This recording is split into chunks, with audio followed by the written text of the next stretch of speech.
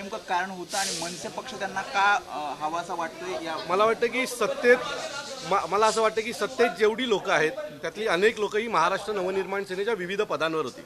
आज जो पक्षप्रवेश झाला आहे तो मनसेचा एकेकाळचा शहापूरचा डॅशिंग नेतृत्व म्हणून त्यांनी काम केलं होतं. जे काय आता महाराष्ट्रभर चालू आहे ते त्या लोकांना आवडलं नाही. एक खंबीर नेतृत्व हवं होतं, सन्मानाने काम करता यायला पाहिजे होतं, म्हणून आज संतोषनी पुन्हा मनसेमध्ये प्रवेश केलेला आहे. असे अनेक प्रवेश ठाणे, पालघर, मुंबईमधनं येत्या काळात तुम्हाला पाहायला मिळतील ज्यांना पुन्हा महाराष्ट्र नवनिर्माण सेनेत यायचं आहे.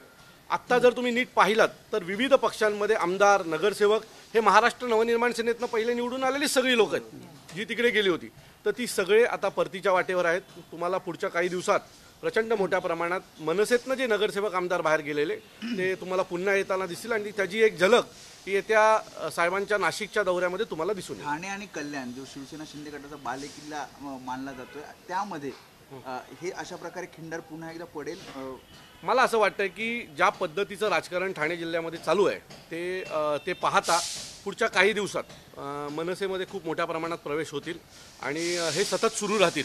कारण आयाराम गयाराम सगळ्यांनाच तिकडे घेतलं जातं आहे आणि त्यामुळे तिथे जे निष्ठावंत आहेत ते प्रचंड नाराज आहेत आणि जे निष्ठावंत नाराज आहेत त्यांना मनसे हा एक चांगला ऑप्शन वाटतोय. त्यामुळे हे सगळेच महाराष्ट्र नवनिर्माण सेनेत येत्या काळात आलेले तुम्हाला दिसतील. पुढच्या काळामध्ये राज्यसभेच्या निवडणूक आहेत, मनसेकडे सुद्धा एक महत्त्वाचं मत आहे. या मतासंदर्भात आगामी काळामध्ये काय विचार होणार? मला वाटतं की याच्या बाबतीत पक्षाचे प्रवक्ते आणि सन्माननीय साहेब याविषयी सविस्तर बोलतील. माझा विषय आजच्या पक्षप्रवेशाच्या बाबतीतला होता तो त्याविषयी मी बोलतो. ठीक आहे.